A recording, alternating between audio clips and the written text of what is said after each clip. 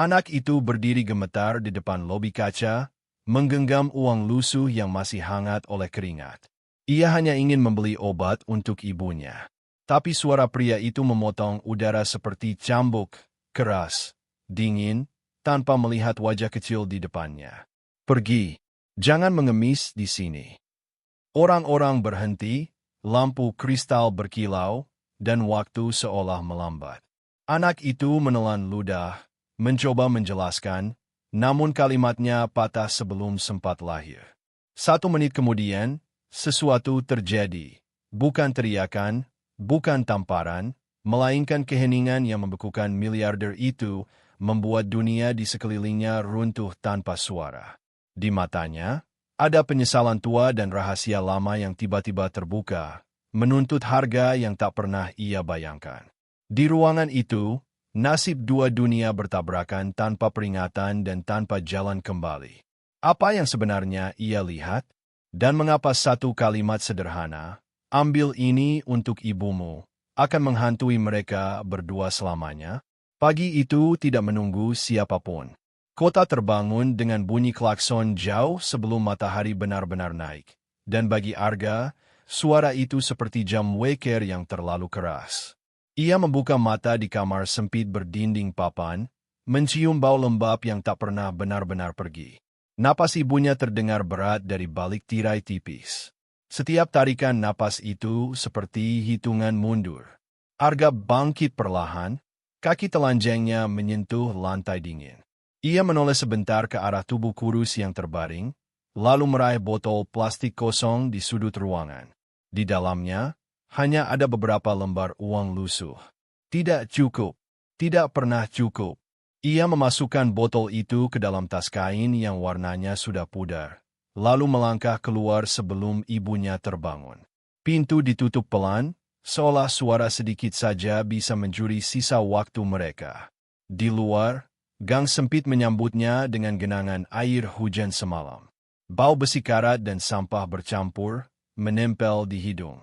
Arga berjalan cepat, sudah hafal bagian mana yang licin, bagian mana yang aman. Ia belajar membaca kota sejak kecil, bukan dari peta, tapi dari luka. Dari cara orang mempercepat langkah saat melihatnya. Dari pintu yang tertutup sebelum ia sempat mengetuk. Pagi, gah, sapa seorang penjual bubur dari kejauhan. Arga mengangguk, tersenyum tipis. Senyum itu bukan karena bahagia, melainkan kebiasaan. Senyum seringkali lebih aman daripada diam. Ia berhenti sejenak, membantu mengangkat panci, lalu menerima semangkuk bubur kecil sebagai gantinya. Ia tidak makan. Bubur itu dibungkus rapi, dimasukkan ke tas. Untuk nanti. Untuk ibunya. Saat matahari mulai memantul di jendela-jendela tinggi pusat kota, Arga sudah berada di arus manusia yang tak pernah menoleh. Langkah-langkah cepat, sepatu mengilap, aroma parfum mahal. Di sini, suara gang sempit menghilang, digantikan dengung asid dan kaca. Arga merasa tubuhnya mengecil. Ia tahu caranya bertahan, berdiri di tempat yang tak terlalu terlihat, mengulurkan tangan tanpa memaksa, menariknya kembali sebelum ditolak dengan kasar. "Permisi, Pak." "Bu," suaranya tenggelam. Beberapa koin jatuh. Beberapa tatapan kosong lewat begitu saja. Ada yang tersenyum simpati, ada yang pura-pura sibuk.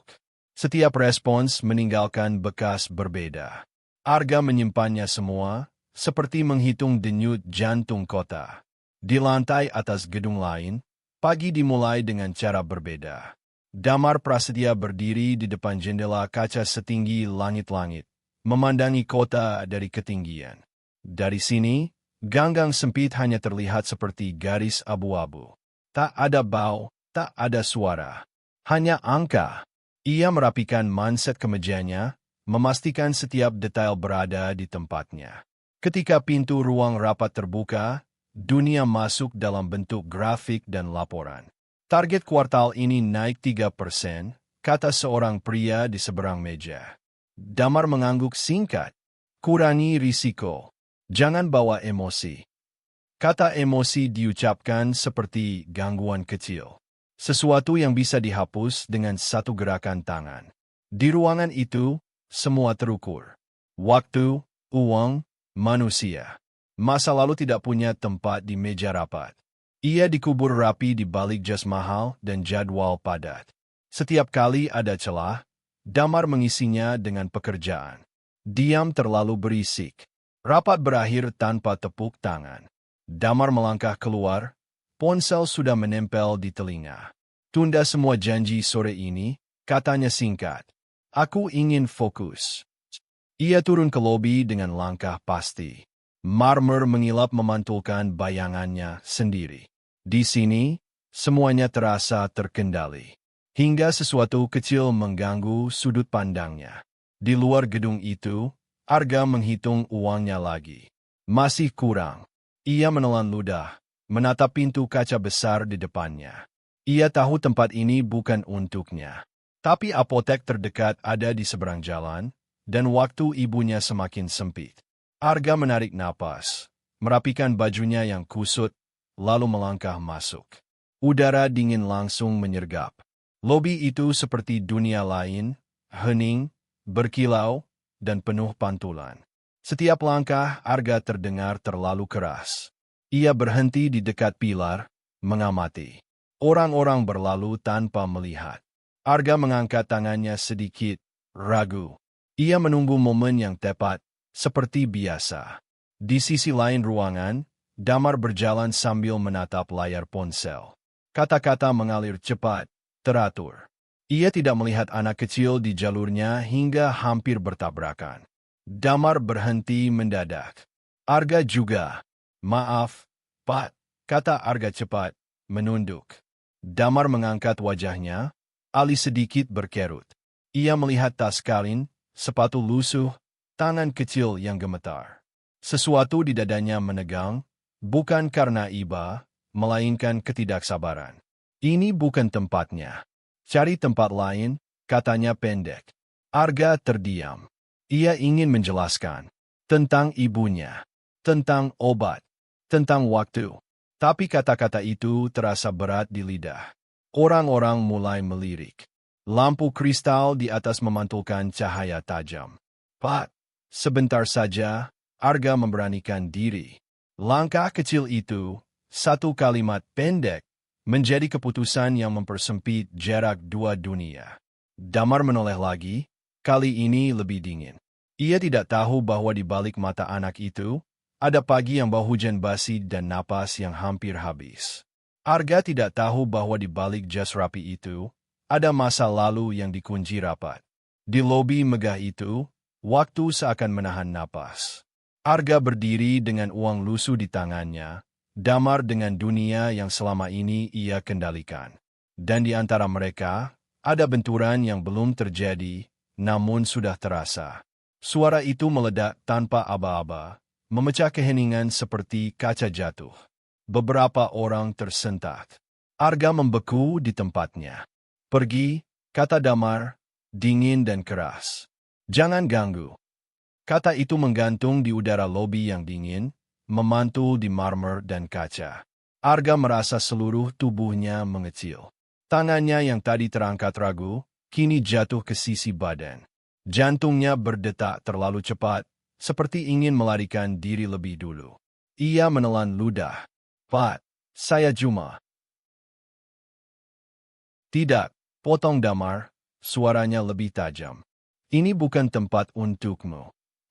Lampu kristal di atas kepala berkilau tanpa peduli.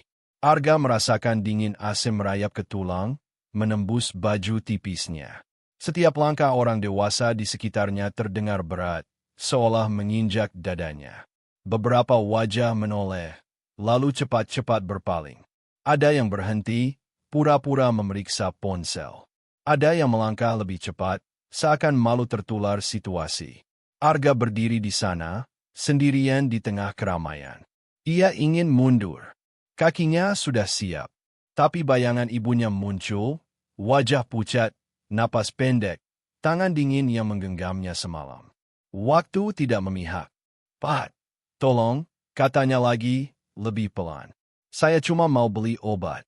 Damar menghela napas pendek, gerakan kecil yang syarat kejengkelan. Ia menoleh sekilas ke sekeliling, menyadari mata-mata yang mengamati. Ini bukan urusannya. Ia tidak suka panggung yang tidak ia kendalikan. Keamanan, katanya tanpa menatap Arga. Seorang petugas bergerak ragu dari kejauhan. Langkahnya tidak cepat. Ia membaca situasi, menimbang. Arga melihat itu dan dadanya semakin sesak. Tangannya gemetar, merogoh tas kain, memastikan uangnya masih ada. "Pak, ibu saya," kata Arga, suaranya hampir tenggelam. "Dia sakit." Kata sakit meluncur tanpa suara besar, tapi cukup untuk menggoyang sesuatu yang tak terlihat. Damar berhenti setengah detik. Hanya setengah. Lalu wajahnya kembali mengeras. "Semua orang punya masalah," katanya. "Bukan urusanku." Kalimat itu jatuh seperti palu. Arga merasakan panas di matanya, tapi ia menahan. Menangis di sini terasa berbahaya. Ia menarik napas, mencoba lagi, memilih kata yang paling sederhana. "Obatnya tinggal 1 jam lagi, Pak." Detik itu terasa panjang. Hening yang canggung mengisi ruang. Beberapa orang bergeser, memberi jarak seolah ada penyakit yang menular. Seorang wanita berjas krem menatap Arga, lalu Damar, lalu menghela napas pelan. Damar merasakan sesuatu mengusik di dada, seperti serbuk kecil di mesin yang mahal. Ia tidak ingin mendengarkan.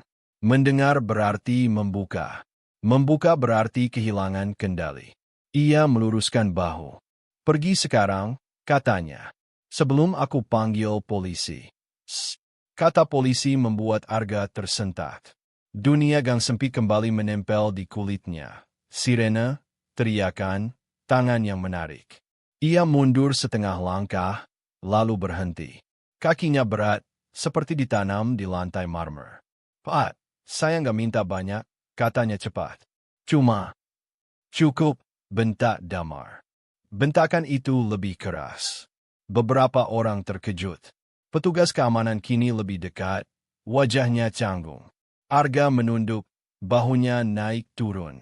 Ia merasakan semua mata menekan, menilai, mengukur nilai hidupnya dalam hitungan detik. Ia menutup mata sejenak. Di balik kelopak, ia melihat rumah papan, atap bocor, panji kosong. Ia membuka mata dan membuat keputusan kecil, satu-satunya yang ia punya. Ia mengulurkan tangan, telapak terbuka. "Ini uang saya, Pak," katanya lirih. "Kurang, tapi ini semua." Uang lusuh itu tergeletak di telapak tangannya, berkeringat, kusut. Beberapa lembar terlipat, kan beradu pelan. Bunyi kecil itu terdengar lebih keras dari langkah kaki di lobi. Udara mendadak terasa berat, seperti sebelum hujan besar. Damar menatap tangan itu. Pandangannya berhenti lebih lama dari yang ia mau. Sesuatu bergerak di balik matanya, bukan iba, bukan marah. Lebih seperti kilasan yang tak diundang. Ia mengedip, cepat, seolah mengusir debu. "Ambil kembali," katanya. Arga tidak bergerak. Tangannya tetap terulur, gemetar. "Tolong, Pak." Kata tolong itu tidak memohon dengan keras. Ia jatuh perlahan, seperti daun kering. Beberapa orang di sekitar menahan napas. Ada yang menggeleng kecil. Ada yang menatap lantai. Damar merasakan panas naik ke tengkuknya. Ia tidak suka perasaan ini, terpojok oleh kesunyian. Ia melirik petugas keamanan. "Bawa dia keluar." Petugas itu ragu. "Pak." "Sekarang." Arga menoleh ke petugas itu, matanya besar, berharap. Petugas itu menatap balik, lalu menurunkan pandangan. Tangannya menyentuh bahu Arga dengan ringan, nyaris minta maaf. "Dek, ayo," katanya pelan. Arga menelan ludah. Ia menarik tangannya kembali, uangnya hampir jatuh. Ia menunduk, bahunya runtuh. Di sekeliling, lobi kembali bernapas. Tapi napas itu terasa dingin dan jauh. Saat ia berbalik, sesuatu terjadi. Damar melihat wajah Arga dari samping, garis pipi yang terlalu dewasa untuk usianya, bibir pecah-pecah, mata yang menahan terlalu banyak. Ada kilatan lain, cepat, menyusup. Bau hujan basi, lorong sempit, sebuah tangan kecil. Damar mengerutkan kening. Detak jantungnya meleset satu ketukan. Berhenti, katanya tiba-tiba. Petugas keamanan berhenti. Arga juga. Ia menoleh perlahan, harap dan takut bertabrakan di dadanya. Damar melangkah setengah langkah mendekat. Lampu kristal memantulkan bayangannya di lantai. Ia membuka mulut, menutupnya lagi. Kata-kata terasa asing. "Kenapa kamu di sini?" tanyanya, lebih rendah. Arga mengangkat wajahnya. "Saya kehabisan waktu, Pak." Jawaban itu sederhana. Terlalu sederhana. Damar merasakan sesuatu retak. Tipis, hampir tak terdengar. Ia menatap uang lusuh di tangan Arga, lalu wajahnya. Untuk sesaat, lobi itu menghilang. Udara kembali menahan napas. Dan di wajah Damar, sesuatu mulai berubah. Keheningan itu terasa lebih keras daripada bentakan sebelumnya. Seperti ruangan yang tiba-tiba kehilangan udara, membuat semua orang lupa cara bernapas. Damar masih berdiri di tempatnya, tapi matanya tak lagi melihat lobi. Pandangannya terkunci pada tangan kecil yang terulur itu. Telapak tangan dengan garis-garis kasar, kuku pendek yang tak rata, dan uang lusuh yang tampak terlalu berat untuk digenggam anak seusia itu. Ada sesuatu yang bergerak di dadanya, pelan namun tajam, seperti pintu lama yang dipaksa terbuka setelah bertahun-tahun terkunci. Arga merasakan perubahan itu meski tak mengerti. Ia menunggu, nyaris tak berani bergerak. Detak jantungnya terdengar di telinga sendiri. Ia tahu ini mungkin kesempatan terakhir. Jika ia salah bicara, semuanya selesai. "Obatnya harus diminum pagi," katanya pelan. "Kalau terlambat, ibu saya susah napas." Kata-kata itu tidak dramatis. Tidak ada tangis. Hanya fakta yang diucapkan tanpa hiasan. Justru itulah yang membuatnya terasa berat. Damar mengerjap. Cahaya lampu kristal memantul di matanya, dan sejenak, pantulan itu berubah. Bukan lagi marmer. Bukan lagi jas mahal. Melainkan lorong sempit dengan dinding lembab. Bau hujan basi. Seorang anak kecil berdiri dengan tangan yang sama terulurnya. Dan di depannya, seorang pria dewasa menunduk, menjanjikan sesuatu dengan suara lelah. Besok ya, suara itu bergema dari masa lalu. "Ayah janji." Damar menarik napas pendek. Dadanya terasa sempit. Ia tidak sadar tangannya mengepal hingga kuku menekan telapak sendiri. Di sekitarnya, orang-orang masih ada, tapi suara mereka menjauh. Dunia menyusut menjadi dua orang yang berdiri terlalu dekat dengan luka masing-masing. "Kamu tinggal di mana?" tanya Damar tiba-tiba. Pertanyaan itu keluar tanpa rencana. Bahkan dirinya sendiri terkejut. Arga mengangkat kepala, ragu. Ia menatap wajah pria itu, mencoba membaca apakah ini jebakan atau pertolongan. "Di belakang pasar," jawabnya. "Gang kecil." Gang kecil. Dua kata itu seperti kunci yang diputar. Damar menelan ludah. Ia memalingkan wajah sebentar, menatap lantai mengilap, seolah pantulan di sana bisa menenangkan sesuatu yang bergejolak. "Ibumu," katanya, lalu terhenti. Arga menggenggam uangnya lebih erat. Namanya Bu Sari. Nama itu biasa, terlalu biasa. Tapi bagi Damar, suara Arga saat mengucapkannya membawa getar yang tak asing. Ia mengingat seorang wanita dengan rambut terikat sederhana, tangan kasar namun hangat, yang pernah berkata hal serupa. "Jaga dirimu," kata suara itu di ingatannya. "Jangan jadi orang keras." Damar menutup mata sejenak. Ketika membukanya, ada kilau basah yang cepat ia sembunyikan. Ia meluruskan punggung, mencoba kembali menjadi dirinya yang dikenal semua orang. Tapi topeng itu retak. "Berapa umurmu?" tanyanya lagi. 10, jawab Arga. Lalu, setelah ragu, ia menambahkan, "Hampir 11. Ada senyum kecil yang nyaris muncul di wajah Damar, lalu hilang. Usia itu terlalu dekat, terlalu akrab. Ia melangkah satu langkah mendekat, cukup dekat untuk melihat bekas luka kecil di lengan Arga. Dari mana itu? Tanyanya. Arga menoleh, menutup lengannya refleks. Jatuh, katanya cepat. Lalu ia mengangkat bahu kecilnya. Biasa. Kata biasa itu menusuk lebih dalam daripada cerita panjang. Damar merasakan tenggorokannya mengering. Ia membuka mulut untuk berkata sesuatu yang tegas, sesuatu yang aman, tapi yang keluar justru berbeda. Kenapa kamu tidak minta bantuan orang lain? Arga tertawa kecil, suara yang lebih mirip napas. Sudah. Satu kata itu cukup. Damar tahu bunyinya. Ia pernah mengucapkannya. Pernah hidup di dalamnya. Dan ia juga tahu rasanya ketika semua pintu tertutup. Petugas keamanan berdiri tak jauh, gelisah. Beberapa orang masih menonton dari sudut mata. Lobi hotel yang megah kini terasa seperti ruang pengadilan sunyi. Setiap detik menuntut keputusan. Damar menatap uang lusuh itu lagi. Ia teringat amplop coklat yang dulu pernah ia berikan pada ibunya, berisi uang terakhir. Terlalu sedikit, terlalu terlambat.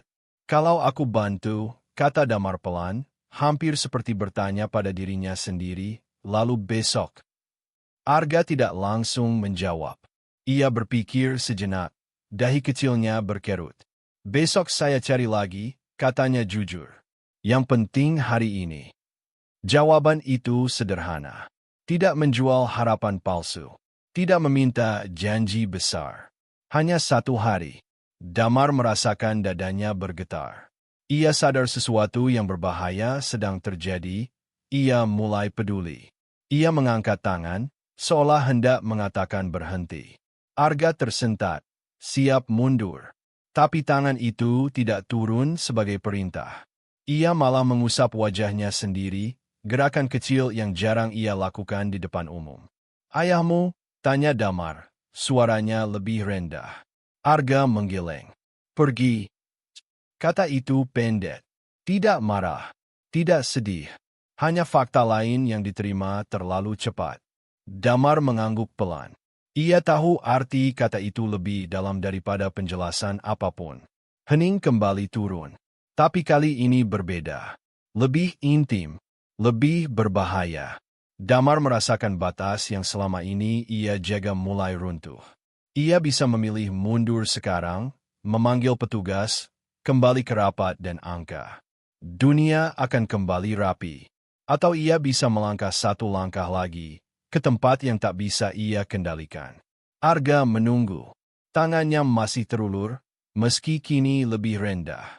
Uang itu bergetar, bukan karena dingin, tapi karena waktu. Damar mengangkat wajahnya. Untuk pertama kalinya sejak pagi, ia melihat Arga bukan sebagai gangguan, melainkan sebagai cermin. Dan pantulan itu terlalu jujur untuk diabaikan. Di dadanya, sesuatu mencapai puncak. Dan Damar tahu, apapun yang ia lakukan setelah ini, tidak akan bisa ditarik kembali. 1 menit itu terasa lebih panjang dari hidup yang pernah ia jalani.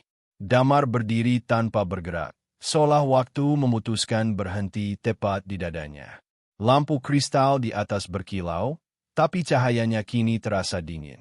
Wajah Damar memucat perlahan, seperti seseorang yang baru saja menyadari lantai di bawah kakinya rapuh. Orang-orang di lobi salah mengartikan diamnya. Beberapa berbisik, mengira kemarahan besar sedang ditahan. Petugas keamanan menegakkan bahu, siap menerima perintah keras.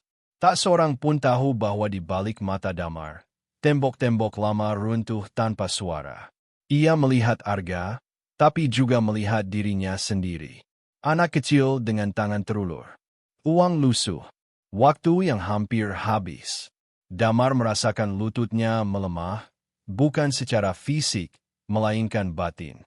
Kekayaan, jabatan, gedung-gedung tinggi, semuanya mendadak ringan, hampir tak berbobot. Arga menunggu. Nafasnya pendek-pendek. Ia takut salah gerak. Takut suara berikutnya akan mengusirnya selamanya. Ia menatap wajah Damar, mencari tanda. Apapun. Sedikit saja. Pak, katanya ragu.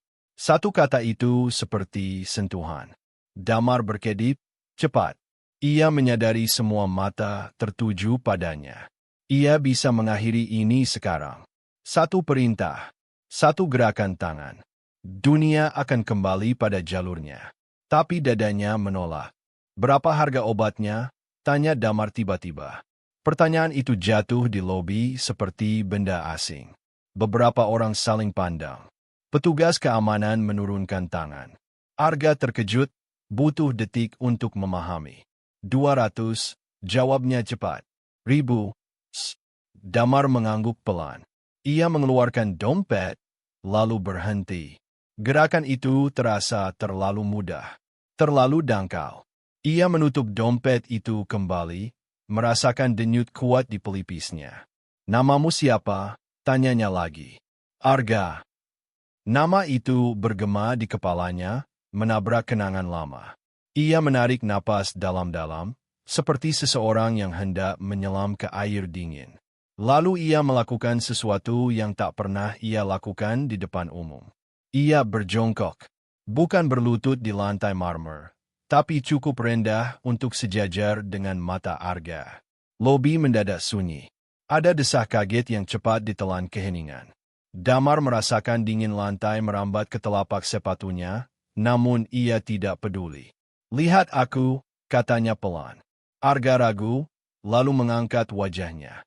Mata mereka bertemu. Untuk sesaat, dunia di sekitar menghilang. Tidak ada hotel, tidak ada jas mahal. Hanya dua manusia dengan jarak usia dan luka. Maaf, kata Damar. Kata itu sederhana, pendek, tapi bagi Arga, itu seperti pintu yang terbuka tiba-tiba. Matanya membesar. Ia tidak menjawab, hanya mengangguk kecil, seolah takut suara akan memecah momen. Damar merogoh sakunya, bukan dompet. Ia mengambil kartu kecil, menuliskan sesuatu cepat. Tangannya sedikit bergetar. Ia menyerahkan kartu itu bersama uang yang cukup, lebih dari cukup. Ambil ini untuk ibumu, katanya. Kalimat itu keluar tanpa perhitungan, tanpa strategi. Seolah sudah menunggu lama untuk diucapkan. Arga menatap kartu dan uang itu, lalu menatap Damar lagi, memastikan ini nyata. Terima kasih, Pak, katanya lirih. Damar mengangguk. Sekarang pergi. Jangan tunggu. Arga berdiri, kakinya terasa ringan dan berat sekaligus. Ia memegang uang itu erat-erat, seperti takut menguap. Saat ia melangkah pergi, beberapa orang memberi jalan. Tatapan mereka berubah. Ada yang terkejut. Ada yang terharu. Ada yang... Damar berdiri kembali. Punggungnya terasa berbeda. Lebih lurus, tapi juga lebih rapuh. Ia merasakan bisikan mulai naik di sekelilingnya. Ponsel bergetar di sakunya. Dunia menuntut penjelasan. Pak Damar, bisik asistennya dari belakang. Rapat berikutnya. Tunda, kata Damar singkat. Ia menatap pintu kaca tempat Arga menghilang. Ada rasa hangat yang asing di dadanya, bercampur takut. Ia tahu ini bukan akhir. Ini justru awal dari sesuatu yang tidak bisa ia kendalikan. Beberapa orang mulai bertepuk tangan kecil, lalu berhenti, sadar tempat itu bukan panggung. Damar menoleh, tatapannya tegas tapi lembut. Semua kembali bekerja, katanya. Suara itu tenang, tapi berbeda dari biasanya. Ada retak yang tidak ia sembunyikan. Ia melangkah pergi, meninggalkan lobi yang masih dipenuhi gema. Di luar, Arga berlari. Nafasnya terengah, senyumnya pecah tanpa ia sadari. Ia tidak menoleh ke belakang. Ia hanya tahu satu hal, hari ini, ibunya akan minum obat tepat waktu. Di dalam, Damar berhenti di depan lift. Pintu mengilap memantulkan wajahnya. Ia melihat seseorang yang baru saja membuka pintu lama dan tidak yakin apa yang ada di baliknya. Lift terbuka. Ia masuk. Pintu menutup perlahan, memutus pandangan. Di balik keheningan itu, Damar tahu 1 menit tadi telah membalik segalanya. Dan setelah sorotan mereda, harga dari keputusan itu akan datang, menuntutnya satu persatu. Kebaikan itu tidak berhenti di pintu lobi. Ia mengikuti Damar kemanapun ia pergi, seperti bayangan yang baru ia sadari keberadaannya. Bahkan sebelum sore tiba, bisik-bisik sudah menyebar, di lift, di ruang rapat, di balik senyum sopan para kolega. Tidak ada yang menentang secara terbuka, tapi pertanyaan menggantung di udara. Kenapa anak itu? Apakah ini strategi baru? Atau sekadar pencitraan? Damar mendengarnya, meski tak pernah menoleh. Ia menjawab dengan diam, sesuatu yang dulu menjadi senjatanya. Namun kini, diam terasa berbeda. Tidak lagi melindungi, melainkan menguji. Di ruang kerjanya, Damar berdiri lama di depan jendela. Kota bergerak seperti biasa. Tak ada yang berubah di luar, tapi di dalam dirinya, ritme terasa asing. Ia teringat wajah Arga saat menerima uang itu, bukan kegembiraan berlebihan, melainkan kelegaan yang rapuh. Seperti seseorang yang belum berani percaya. Ponselnya bergetar. Pesan singkat dari nomor tak dikenal, "Pak, kami sudah sampai rumah. Ibu saya minum obat." Damar membaca kalimat itu 2 kali. Tidak ada emoji. Tidak ada basa-basi. Ia membalas singkat, "Baik. Jaga ibumu." Jarinya berhenti di layar beberapa detik lebih lama dari perlu. Ia tidak menambahkan apapun. Belajar berhenti sebelum mengendalikan. Sementara itu, Arga duduk di tepi kasur kayu, memandangi ibunya yang tertidur setelah minum obat. Napas ibunya terdengar lebih teratur. Tidak sepenuhnya lega, tapi cukup untuk membuat bahunya turun. Di tangannya, kartu kecil dari Damar terasa seperti benda asing. Ia meletakkannya di bawah bantal, ragu antara menyimpannya atau menyembunyikannya. "Ga," suara ibunya pelan. "Iya, Bu." Arga mendekat. "Obatnya?" tanya ibunya. "Sudah, Bu," jawab Arga. "Ada orang baik bantu." Ibunya tersenyum lemah. "Jangan bergantung." Kalimat itu bukan teguran. Lebih seperti doa. Arga mengangguk, meski hatinya bergetar. Ia ingin percaya, tapi terlalu sering harapan datang lalu pergi. Malam itu, ia tidur dengan satu mata terbuka, seperti biasa. Hari-hari berikutnya berjalan dengan langkah canggung. Damar mengatur agar seseorang memeriksa kondisi Bu Sari, tanpa membawa rombongan, tanpa kamera. Ia datang sendiri suatu sore, berdiri di gang sempit dengan sepatu mahal yang langsung kotor. Arga melihatnya dari jauh, jantungnya melonjak lalu mengencang. "Pak," katanya ragu. "Panggil Damar saja," jawab Damar cepat. Arga mengangguk, kikuk. "Ibu ada di dalam." Rumah itu kecil. Bau kayu lembab. Damar menunduk sedikit saat masuk. Bu Sari membuka mata, terkejut melihat tamu asing. "Terima kasih," katanya pelan, sebelum Damar sempat bicara. Damar mengangguk, tak tahu harus berkata apa. Ia duduk sebentar, mendengarkan napas, mendengar cerita singkat tentang hari-hari yang diulang. Ia tidak memberi janji besar. Hanya memastikan obat ada. Lalu pergi. Setiap kunjungan singkat meninggalkan jejak. Di kantor, keputusan Damar mulai dipertanyakan. "Kita tidak bisa membantu semua orang," kata seseorang. Damar menjawab tenang, "Aku tidak mencoba." Ia mulai belajar hadir tanpa memegang kendali. Tidak mengatur hidup Arga, tidak menanyakan setiap detail. Ia memberi ruang, meski itu membuatnya gelisah. Malam-malamnya lebih sunyi. Tidak selalu nyaman. Arga, di sisi lain, belajar menerima tanpa menggenggam terlalu erat. Ia tetap bangun pagi, tetap bekerja kecil-kecilan. Setiap kali pesan dari Damar masuk, ia membaca perlahan, takut salah tafsir. Hubungan mereka tumbuh seperti tanaman rapuh, disiram secukupnya, dijauhkan dari sorot berlebihan. Suatu sore, Bu Sari memanggil mereka berdua ke dekat jendela. "Cahaya senja masuk lembut, hidup itu tidak pernah rapi," katanya pelan. "Tapi jangan berhenti baik." Damar menunduk. Arga memegang tangan ibunya. Ada keheningan yang hangat, tidak menuntut apapun. Kota tetap bising di luar. Klakson, teriakan, langkah tergesa. Namun di ruang kecil itu, dua dunia belajar bernapas bersama. Tidak sempurna, tidak pasti, tapi nyata. Ketika Damar pergi, Arga berdiri di pintu, ragu. Pat, Damar, besok masih datang. Damar berhenti. Ia menoleh, tersenyum tipis. Kita lihat besok. Jawaban itu jujur. Tidak menjanjikan. Dan justru karena itu, Arga mengangguk. Di antara mereka, ada jarak yang masih harus dijaga. Waktu akan menguji apakah kebaikan ini hanya momen atau sesuatu yang bertahan. Beberapa tahun kemudian, kota itu masih bangun dengan suara yang sama. Klakson, langkah tergesa, pintu yang tertutup terlalu cepat. Namun bagi Arga, bunyi-bunyi itu tak lagi terasa seperti ancaman.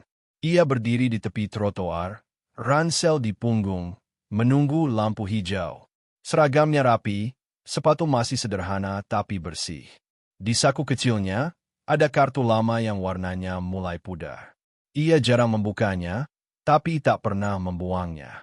Hari di lobi kaca itu tetap tinggal, bukan sebagai luka, melainkan penanda arah. Arga berjalan melewati gedung tinggi tanpa menunduk. Ia tidak lupa dari mana ia datang. Gang sempit masih ada, bau hujan basi masih kadang menyapa. Ibunya kini berjalan lebih pelan, napasnya lebih stabil. Rambutnya memutih, senyumnya tetap lembut. Jangan pulang malam, pesan ibunya suatu pagi. Arga tersenyum. Iya, Bu. Di tempat lain, Damar memulai harinya tanpa rapat bertumpuk. Ia memilih datang lebih pagi, duduk di bangku taman sebelum kota benar-benar ramai. Ia menyukai waktu itu, hening yang tidak menekan. Ia membawa kopi sendiri, bukan dari kafe mahal. Tangannya sesekali gemetar saat membuka koran, bukan karena usia, tapi karena ia kini membiarkan dirinya merasakan. Ia tidak lagi muncul di berita sesering dulu. Keputusannya tetap berdampak, tapi lebih sunyi. Ia hadir di tempat-tempat yang dulu ia lewati tanpa melihat. Sekolah kecil, klinik sederhana, ruang tunggu yang bau antiseptik. Ia tidak membawa rombongan, tidak memberi pidato panjang. Kadang, ia bertemu Arga. Tidak sering, tidak terjadwal. Pertemuan mereka singkat, canggung, tapi jujur. Kamu tinggi sekarang, kata Damar suatu sore. Arga tertawa kecil. Iya. Mereka duduk sebentar, membicarakan hal-hal biasa. Cuaca, jalan macet, tidak ada janji besar, tidak ada utang yang disebut. Hanya dua orang yang tahu bahwa hidup mereka pernah bersinggungan di 1 menit yang menentukan. Arga melanjutkan sekolahnya. Ada hari-hari berat, ada malam-malam ragu. Setiap kali ia hampir menyerah, ia teringat bagaimana rasanya berdiri dengan tangan terulur dan memilih jujur. Itu cukup untuk membuatnya melangkah lagi. Suatu kali, ia melewati hotel itu. Lobi kaca masih sama. Lampu kristal masih berkilau. Arga berhenti sebentar, menatap pantulan dirinya di pintu. Ia tidak masuk. Ia tersenyum kecil, lalu pergi. Damar juga berubah dalam cara yang tidak mudah dijelaskan. Ia belajar mengatakan tidak, bahkan pada dirinya sendiri. Ia belajar meninggalkan ruangan saat suasana mulai terasa seperti dulu. Terlalu dingin, terlalu terkendali. Ia pulang lebih sering sebelum malam. Ia duduk diam tanpa ponsel. Suatu sore, ia berdiri di depan jendela kantornya yang baru. Lebih rendah, lebih dekat ke jalan. Ia melihat anak-anak menyeberang dengan tas besar, orang tua menggandeng tangan. Kota itu tetap memiliki dua wajah, tapi batasnya tak lagi terasa tegas baginya. Ponselnya bergetar. Pesan singkat dari Arga. Pat, ibu saya titip salam. Damar tersenyum. Ia membalas pelan, sampaikan salamku. Ia meletakkan ponsel, menatap keluar. Tidak ada sorak. Tidak ada musik dramatis. Hanya angin yang lewat. Beberapa orang masih bertanya tentang hari itu. Tentang kenapa ia berhenti. Tentang kenapa ia berubah. Damar menjawab singkat, jika menjawab. Aku belajar cukup. Kata itu sederhana, tapi butuh waktu untuk dipahami. Cukup bukan berarti selesai. Cukup berarti berani berhenti sebelum melukai. Malam turun perlahan. Lampu-lampu kota menyala satu persatu. Arga berjalan pulang, ibunya menunggu di pintu. Damar menutup jendela, mematikan lampu, pulang ke rumah yang lebih tenang. Mereka tidak menjadi pahlawan, tidak menjadi legenda. Mereka hanya menjadi manusia yang memilih melihat dan tidak berpaling. Dan di kota yang terus bergerak itu, gemas satu kalimat sederhana masih tertinggal. Lembut, nyaris tak terdengar, tapi cukup kuat untuk bertahan.